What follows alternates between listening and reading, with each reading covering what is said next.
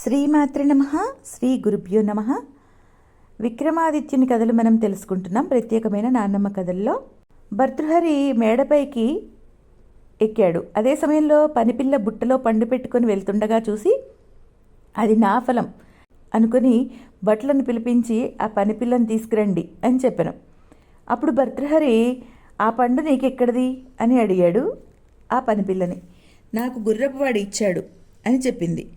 అప్పుడు గుర్రపువాడిని పిలిపించి అడుగ్గా మహారాణి ఇచ్చింది అని భయపడుతూ చెప్పాడు. అప్పుడు మోహనాంగిని పిలిచి అడుగ్గా నేను అప్పుడే ఆ ఫలాన్ని తిన్నాను అని అబద్ధం చెప్పింది. కానీ భర్తృహరి గట్టిగా నిలదీసి మరి ఈ ఫలం ఎక్కడిది అని అడుగ్గా తప్పించుకోలేక నిజం చెప్తుంది మోహనాంగి. అది విని భర్తృహరికి విరక్తి కలుగుతుంది మనసులో. అప్పుడు భార్యలందరినీ పిలిచి మీకు ఇష్టమైన జీవితాన్ని గడపండి అని చెప్పి సర్వసంగ పరిత్యాగి అయి విక్రమాదిత్యునికి పట్టం కట్టి అడవులకి వెళ్ళిపోతాడు. ఓ భోజరాజేంద్ర, ఇప్పటి వరకు విక్రమాదిత్యుని తండ్రి మరియు అన్నల గురించి తెలుసుకుంటేవి కదా, ఇప్పుడు విక్రమాదిత్యుని గురించి చెప్తాను, సావధానంగా విను అని వినోదరంజిత ప్రతిమ చెప్పింది. భర్తృహరి తపస్సు చేసుకుంటకు వెళ్తూ విక్రమార్కుని మహారాజుని చేసి తాను ఆ ఫలం తిని అరణ్యమునకు వెళ్ళి తపస్సు చేసుకోసాగాను. విక్రమార్కుడు తన తమ్ముడైన బట్టిని మంత్రిగా నియమించి రాజ్యాన్ని పరిపాలిస్తున్నాడు. ఒకరోజున బట్టిని పిలిపించి తన మనస్సులోని మాటన ఈ విధంగా చెప్పసాగాడు. బట్టి, నాకు మనస్సునందు ఒక మంచి ఆలోచన వచ్చింది. అది నీకు నేను చెప్తాను. మహారాజు చెప్పాడు కదా అని సరే అనకుండా మంచి చెడులు ఆలోచించి నీ మాట చెప్పు అని విక్రమార్కుడు ఈ విధంగా చెప్తున్నాడు. మన తండ్రి గారు ఇచ్చిన రాజ్యం చాలా చిన్నది.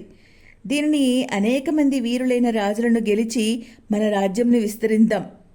మనం భూమి మీదకు వచ్చినందుకు మనకు పేరు ప్రఖ్యాతులతో ఉండాలి, కానీ నలుగురిలో మనం అనేలా ఉండకూడదు.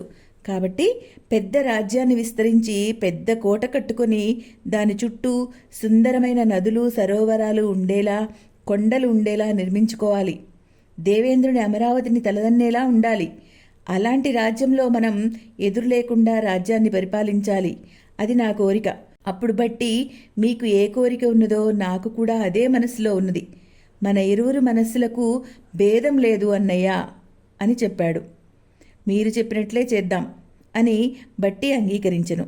ఈ విధంగా ఒక శుభముహూర్తంన విక్రమార్కుడు బట్టి ఇద్దరూ సేనా సమేతులై రాజ్యాలపై దండెత్తి వెళ్లి వీరులు శూరులు అయిన రాజులను గెలిచి రణరంగమున తిరుగులేని వీరులుగా పేరు ప్రఖ్యాతులు తెచ్చుకొని ఏకఛత్రాధిపత్యంగా రాజ్యం ఏర్పరచుకున్నారు.